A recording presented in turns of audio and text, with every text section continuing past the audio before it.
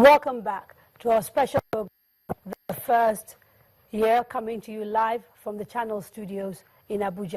Now, before the break, we had a few questions that were asked which were never answered, and if I can just remind the Minister of Finance, the first was on the ease of doing business, and then I wanted Colonel Usman to talk to us about who the people are that are attacking the North Central, whether they are Africans from other countries other than Nigeria, or whether they are Nigerians. There seems to be a lot of confusion about it.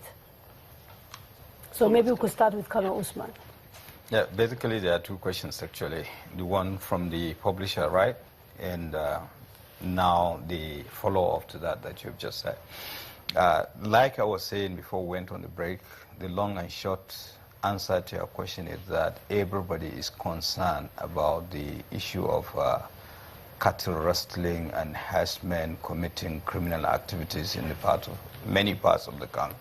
Not necessarily in the North Central, because we have had instances in the Southeast, North Central, and it is far more prevalent in the northwestern part of the country.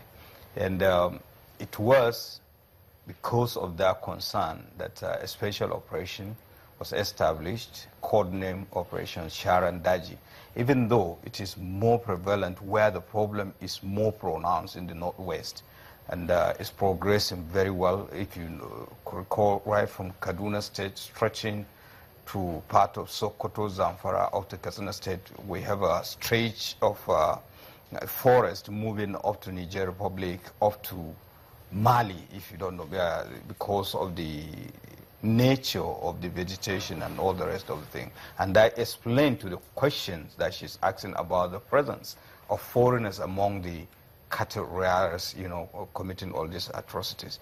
And just like the Honorable Minister of Information and Culture was saying, it is very important not just to treat the symptoms, you should also go to the root cause of it.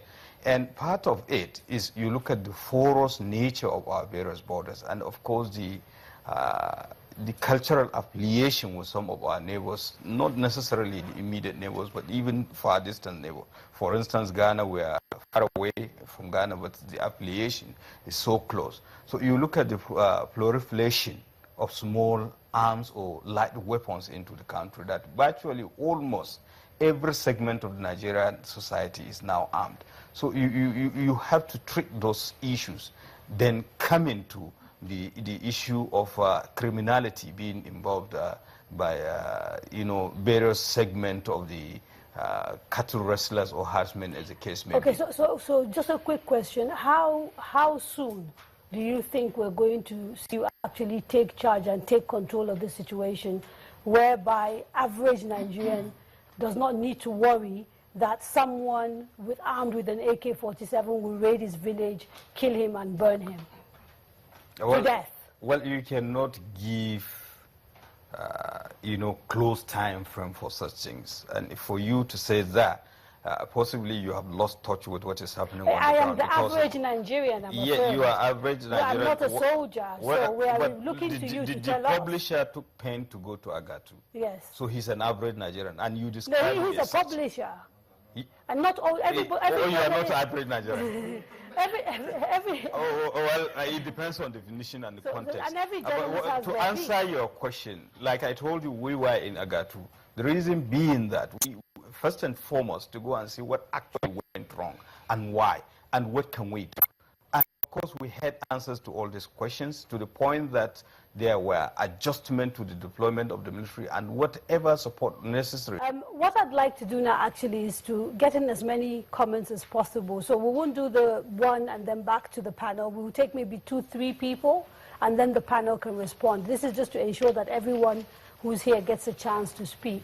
And so I will point to like 3 people, and please introduce yourself, say what you do, make your short comment or ask your question. Let's do 3 and then come back to the panel and then do another 3. That way we get as many people in as possible. So if we start with the gentleman in the far corner there with the blue tie, blue shirt, and then from him we'll go to the lady in green sitting in the front row, and then we'll go to the gentleman wearing the traditional clothes with the black cap sitting behind her. We'll do those 3. get the response from the panel and then go back and take another 3. Okay. Good evening. My name is Nlan Naudi. I run a private sector firm at One Continental. It's the assessment that we are doing right now. The Buhari presidency is 1 year old, but the administration is about 6 months old because a number of the ministers came in November. So in trying to assess the presidency, you have to also lock in the time that it took him to set up the administration. But my question will go to the economy. The Minister of Finance said something earlier on. She said that the fundamentals of the economy have strengthened. She said it at some point. And one of the things I find amazing in the is a break in reality. For instance, she also said the rails are not there. The trains are running. They are running from Lagos to Kano. They are running from Port Harcourt all the way up to Gombe. I think it would be better for a government in managing economic policy commentary to bring in what we already have. The economy is already diversified. A lot of talk is going on about diversification. It's already diversified. That's the fact of the matter. So the panic statements are not helpful. And how is that reflected? If you look at the data from NBS, we're talking about the GDP numbers. Comprise the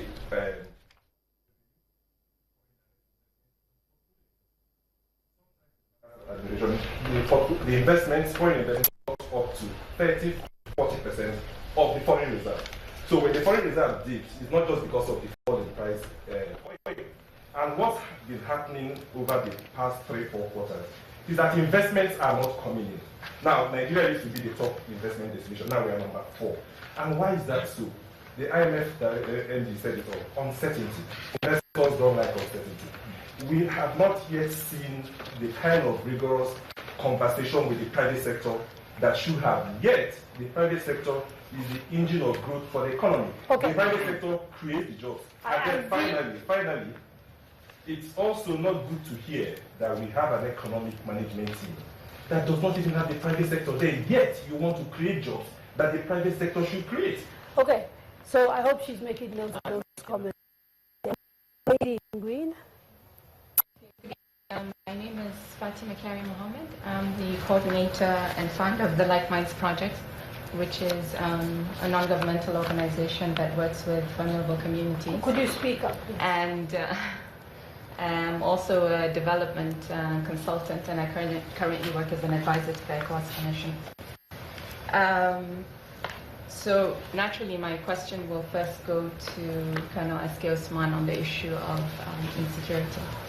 I'd like to start first by commending the military, obviously, for the immense progress it's made, particularly in the last 1 year in the Northeast.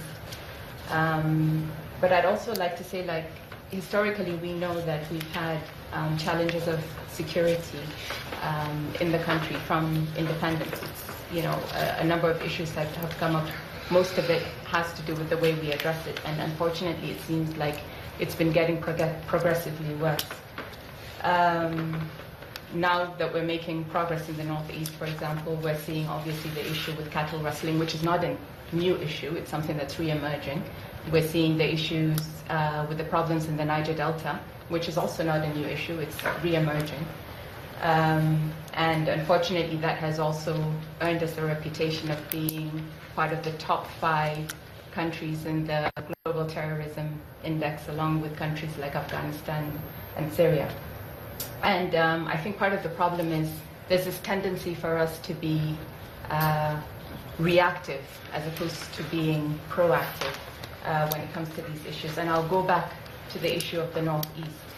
Now that we're seeing progress being made in the Northeast, we can see a lot of emerging issues that are coming out of that, particularly with the humanitarian crisis and issues linked to that.